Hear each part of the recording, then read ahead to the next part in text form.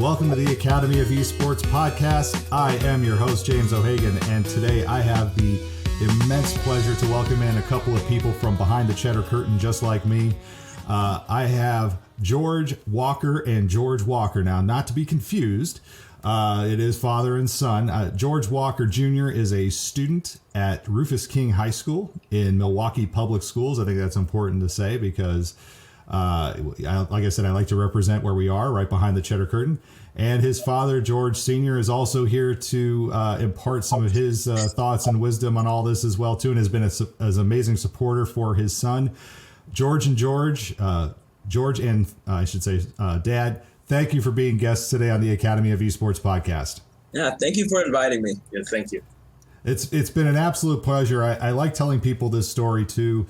The first time that I was introduced to George was through Tarik Moody, who is a radio host at 88.9 Radio in Milwaukee.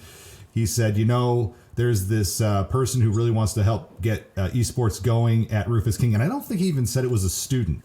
So that's why I was kind of like, oh, okay, this is somebody who I'm just going to, contact and see how things go.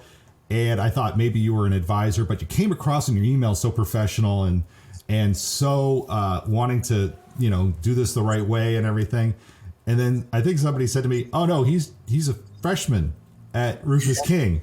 And I'm like, no, he's not. No, this person can't be a freshman. So, Dad, I don't know how you raised your son, but he comes across in the most professional of ways, and there's a very bright future for this young man here. So congratulations on that. So let's start off. First off, George, what has drawn you to esports? Because, a lot of kids obviously are very interested in it. What's the thing that drew you into being in esports? Well, first, I think it really started in middle school. Mm-hmm. I think I started watching Overwatch League, and that's when Fortnite, when I was in middle school, Fortnite started really blowing up. Mm-hmm. And so I was like, hey, I was looking at these people, I'm looking at these different organizations, I'm seeing these people that I knew, kind of putting a lot of time in different video games while I'm also getting into video games. Mm-hmm. And then all of a sudden streaming was involved. A lot of the time I started looking at Twitch and seeing ninjas start rising and being one of the best people in the world at Fortnite and stuff like that. Mm-hmm. So it started from there, and then it scaled up to freshman year when I brought it up a little bit with my principal, and she was like, yeah, it's a good idea. Let's get some more information on it.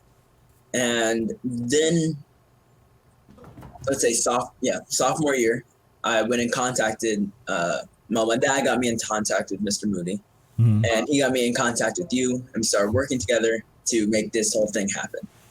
Now, Dad, when your son comes to you and says, hey, I want to play more video games and I want to make it part of school, did you kind of pick up right away at what he was saying, or was this something you needed to get educated yourself about? So given that my background was in computer science, and the reason that I got into computer science when I was younger is because I wanted to make video games. I understood the concept, and I still play video games now. I think it was, I understood the concept, I understood what he was doing. I think, understanding more about Fortnite and how much money, I think that big championship they had made more than, I think, 2 or 3 women go boat. The tennis things and NFL together. I was like, oh my God, that's a lot of money.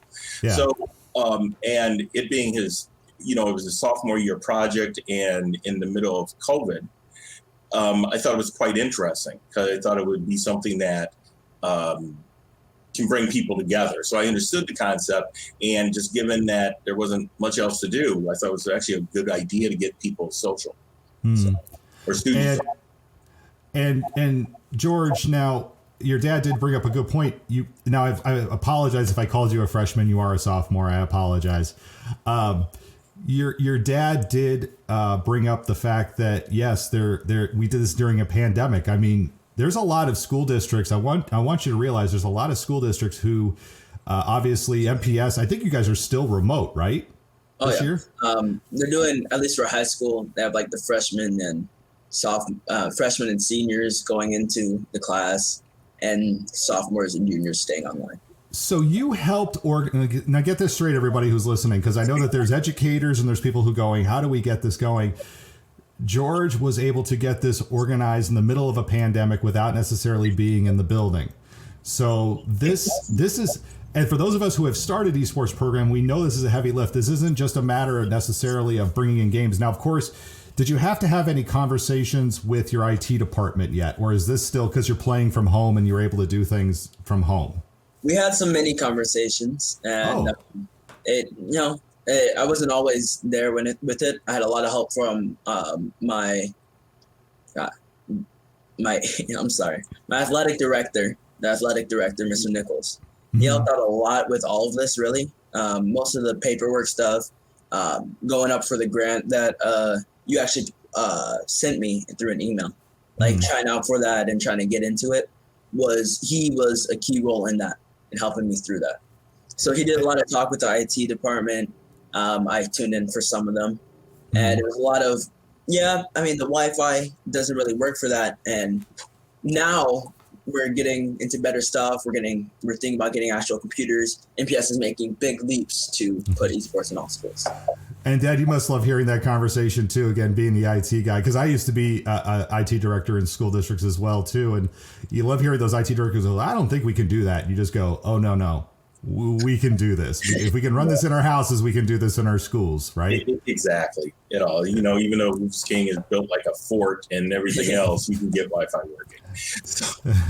Now, George, you did bring up Mr. Nichols, your athletic director at Rufus King, which I think is important to do.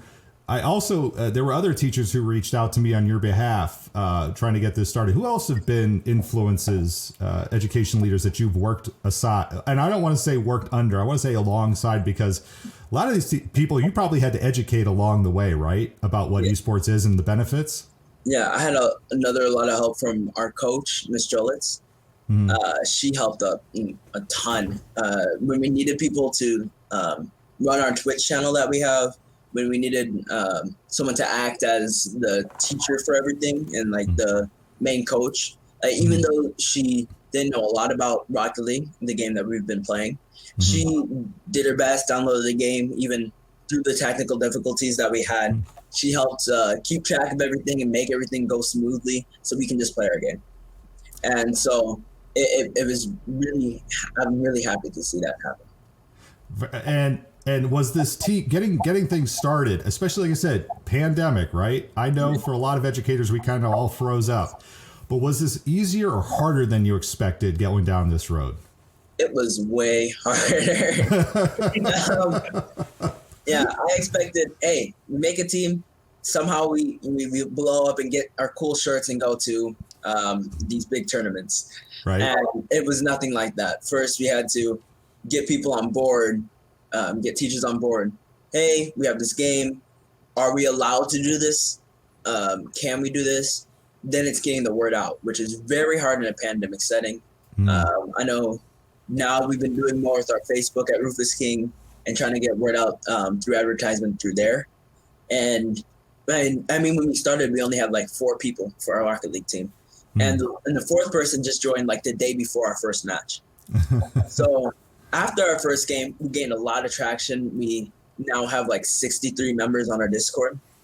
And it blew up a lot. And I'm happy to see so many people show out. And even now, people didn't know about this. I'm letting them know. And once we get in person, it's going to be way easier to get the word out. And I'm just so happy to see where this goes. And if I could add something to that. Yeah, please. When we were, the Facebook page and everything, every school has sort of how the parents connect a little bit. Parents reached out to me to get in to see how they could get their child involved. For example, there was one parent who had a freshman. So here is their freshman during a pandemic, and how do they connect with people at all? And they loved gaming. So they became part of the team also. So it was just a great way to build those social connections in a different way. Yeah. And Dad, I know we as educators, we want to bring really exciting things into schools for our kids. I don't think that, and this is me included, I don't think we've done a really good job of bringing parents along on this ride too, because you're one of these parents now, George, you realize your father is probably very proud of the work you're doing, but there's a lot of parents who maybe have some concerns or maybe are worried that there's already too much video game play, or they worry about screen time. Dad, do you feel like you came across any of those parents in your group, or were there any parents who reached out to you and said, did anybody been pushed back on you kind of in some of those concerns or worries, I guess? No one pushed back. I think there's still this, it's still very new to them at all, because I think the concept of gaming in general is still, even though what the Bucks have as a team, I have a friend, his son got drafted, I think, for the Timberwolves and their 2K team. It's still very new. So parents don't understand that my belief is parents don't understand that this is just like any other sport, just like any other activity. It was kind of interesting that I'm hearing this, from the room, all this, chattering and thing going on and video game and all this other stuff. And I'm like, what are you doing? I'm practicing. So, and it's like, yeah, they're putting in 2-3 hours of practice. Well, what would you be doing for football or gymnastics or volleyball? The same concept, and you do those every day.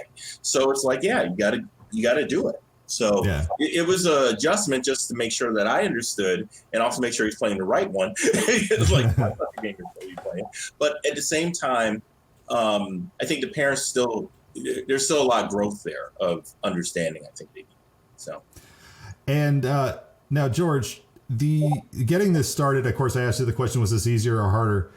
But what exactly would you say to somebody who is getting started with this? Like if you're a student, right, and in another school, let's say one of your friends in another MPS school, okay, what is some of the things that you would tell them right off, like when you're getting started doing this?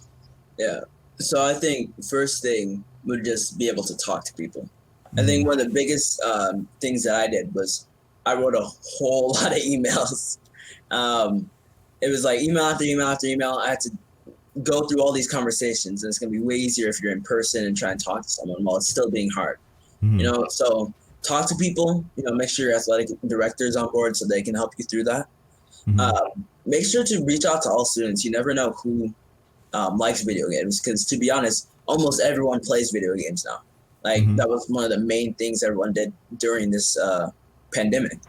And now all these other games are growing and getting so many fan bases that people that you wouldn't expect that play video games are playing video games. So as long as you get the flyers out, get the word out, and tell people, and then you go back and say, look, all these people behind me want to play video games, and we are willing to do X and Y to get there. And you have to be the person to be like, yeah, I will work it with you. I know if you don't understand it, we got you. We understand this. You take care of the kind of, adult teacher, all this paperwork that you have to sign and stuff like that. We can handle getting the people there, helping you with what computers are good or not, all this other stuff. And then we can work together and make this thing happen. Now, here's a question I did not send to you ahead of time, but I'm going to throw you a little curveball here, okay? So this is conversational. You're peeking some things in me. Let me ask you about your relationship with your coach and the athletic director. Is your relationship with now your teachers and administrators at your school a little different than it was before going down this road? Yeah, I know Mr. Nichols and Miss Jolitz for sure. I know them a little bit better now. Kind of, I think as a kid, and I think all the other kids kind of relate, seeing a teacher out of school is very, very weird. We used to have the thing where I thought teachers just lived in school. I wouldn't see them out of school. So I'm kind of talking to teachers when they're out of teacher mode, and having these conversations about things that they like or things that they don't know is a good way to learn more about them. And so Ms. Jolitz is very, very funny, along with Mr. Nichols, and they have a great sense of humor, and they're also very motivated to get things through when they get attached to it. And I'm very, very happy with how it turned out. That's That's, you know what, I couldn't script that any better. You nailed that one, boy. That was a great answer, because guess what, we don't live in school. And I know, it was really crazy when I first found out. Well, you know, it's funny because a lot of times, because I remember being a student, you find your teachers have, maybe they'll say something a little quirky in class or whatever, but you'll find over time that as you start to develop these relationships that are outside of a classroom with a teacher, but still in an academic type of setting, it changes even the whole dynamic of school. And I know, like I said, this year it must have been really hard for you as a student, you know, not being able to be in the building. Do you feel like this connected you better to Rufus King than you had previously had? Yeah, I think freshman year, especially how it got cut off towards the end, like I got attached to the school a little bit, but I didn't have that, you know, huge saying like, yeah, we're like one big group. But, you know, through talking to my teachers and, you know, meeting with my team, we had movie nights sometimes where we just, you know, watch a movie together. And I think that brought my view of the Rufus King community way up. And I'm learning more about people. I got a bunch of new friends now, and it's cool to see. And I feel like we're, you know, one big school family. Well, and what I find about people with video games, and maybe you feel the same way, you know, as much as people's clothes are different, people's game choices are different too. It's funky how how even though people may dress differently than you, or may dress differently than me, you might find commonalities through games, or again, differences through games. So outside of Rocket League, what have been some of the games, I guess, that, you know, you find some people really like and you're like, boy, I never thought of that one, but boy, I'm going to check it out now? Yeah. I think it started a lot with League of Legends. I was never really interested in League of Legends when I first started this. Like, I was like, you know, it's a bunch of clicking. I saw people doing this like super duper confusing. And so I didn't get too into it until, you know, some of the people started pressuring me like, come on, play it. Come on. You just got to play it. And now I play it almost every day because it's so good. And that was something I didn't think about before. And now I'm like, you know what? Yeah. Like, that can be an esports thing. I know Rocket League was even my first choice for me. But we ended up going through it. I didn't play Rocket League much before that. And, you know, going from that to, you know, doing aerials and cool things is very awesome. Dad, have you played Rocket League? I have not. I have not played it, but I've been watching it, and it is pretty cool. It really is pretty cool to watch. It's simple to play, but George, as I'm sure you could tell your dad, it is hard to, because when you said aerials, I'm like, yeah, how do you do that? Because I can drive the car around just fine. I can hit the ball. I don't know how people leap in the air and coordinate flips and knock in the. I'm still working on that part, but I can hit the ball while it's in the air, and that's all I need to do sometimes. Getting back into the practicing, I remember, you know, going in his room, and that's where he was practicing. It's like hitting it there and trying to get it. It's like the same. It's like just like, you know, 10, 20 times just trying to do it. So it's like, yeah. And this was a question that popped up in chat, and I wanted to bring this up. Were there any online resources for you, George, that you found particularly helpful for starting your school club? Did you have anything like that? Yeah, the Wisconsin High School Esports Association. I think you're part of that. Yeah, and Mr. Dolly. Yeah, I think that helped a lot with one, choosing a game, and two, how you guys have structured everything has been so good. I really liked how you guys did the seeding and how even like we joined late for the preseason. And we were able to make two teams, one going varsity, one going JV. And, you know, our JV team finished with second in our division, and our varsity team went 8th in our division out of like 12. And we went D1 both of the schools. So I'm very happy with that resource. I know I looked into Play VS a little bit. Sadly, I wasn't able to do as much with it, but that's something I can use in the future. And I mean, I think that's it. Okay.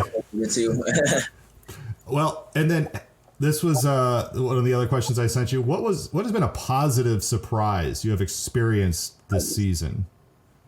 Well, I think my big positive surprise really is one, seeing so many people come and be interested in this. Seeing how many people have just join in just to play video games and have fun. The amount of people that had practiced and from different backgrounds have practiced the game and are really, really good at the game and have taught me even how to play Rocket League. Another big thing, a happy surprise for me, was when our JV team had a really good breakthrough season, I guess you can call that, where we just come out of nowhere, right? First game we win, we just keep on steamrolling from there. I remember, I think my dad heard me yell a lot during our first game because I scored the game winner, and I got up and I was like, yes! I was like jumping around because it really showed, and I had to do a big report for this. And I look back to this and I'm like, wow, that really showed all these pretty much year of work. And even before that, I mean, just thinking about it has led up to that moment where we won our first game. And it was a very happy surprise. And of course, now that we've all, most of us, I guess, educators at least, have had shots, and I know a lot of schools are looking to re-enter, at least in the fall. What are you thinking about for next year? Because in the fall we have Overwatch and we have Smash Brothers, and I mean we're trying to bring in 2K. So what's one of the things that you're looking forward to in the fall? So yeah, I'm looking forward to Overwatch. I think hopefully if we can get some computers into our school, we'll be able to play Overwatch online all together. Well, on LAN and all together. That would be great. I'm hoping we have a plan in place to make permission slips. And I think this is also a big thing for people to know. At least in Wisconsin, there's a whole law, again, the Internet Protection Act. So kids can't play like violent video games. It's something like that. I can't think of it from the top of my head. But they can't really play violent video games. But to get around that, you need a permission slip. So we're going to be creating a permission slip like next year, so we can play violent video games like Overwatch. I'm trying to get into Valorant, which I don't know if you've seen it, but it's been popping off. They're gonna have I know Valorant. Oh my goodness, I love Valorant. I can go on and on about it. So I cannot wait to see what I can do with some computer. And Mr. Dolly, who heads up the Wisconsin Association, just chimed in through LinkedIn, said, "So happy to hear you've had a positive first season experience. Students are top priority." So that's thank you. That's fantastic. Now, the last question that I had for you, and I threw this at you right before I said, "Oh, I want to ask you this. I forgot to send this as a question," and you were like, "Oh, I got this." And tell me this: outside of the game, beyond the games, what do you love about esports? All right, I love the community. Almost all parts of it, like good and bad, and even the bad parts I enjoy, because just how people are able to talk to each other, and this whole culture around it. Like I can look at Valorant, someone will yell Rosa ult because Sub Rosa, one of the characters there, just always misses his abilities. Like he just can't use it, and so jokes and memes like that. Even kind of toxic side that I sometimes like to dabble in, a little bit of trash talk beforehand is always a little bit nice as long as it doesn't go too far. I like those parts of it. And I also like, how everyone comes together through it, because everyone knows that even though you really care about the game, it is just a game. So we can build new friendships even through losses. And there are even people that I added through Rocket League this year that I played with from other teams. Like one of my friends that I met years ago and I haven't talked to in like forever, turns out I played against him. And we started, talking again because of it. So I think the community of esports in general has some work to do, but it's also very, very beautiful. And what I want to say too is when you say toxic and you're saying trash talking, there's a little difference. You're not talking about like going after. We're not talking toxic down to like, Oh no, like insulting people, but you're talking like the banter, right? Oh yeah, the witty banter is good. Insulting people, no. Because gotcha. As long as there's a line that's drawn, like if you go into it knowing that there's a line that's drawn, like I do that with all my friends. Like we both know, like we can make fun of each other, have our fun, but you can't cross a certain line.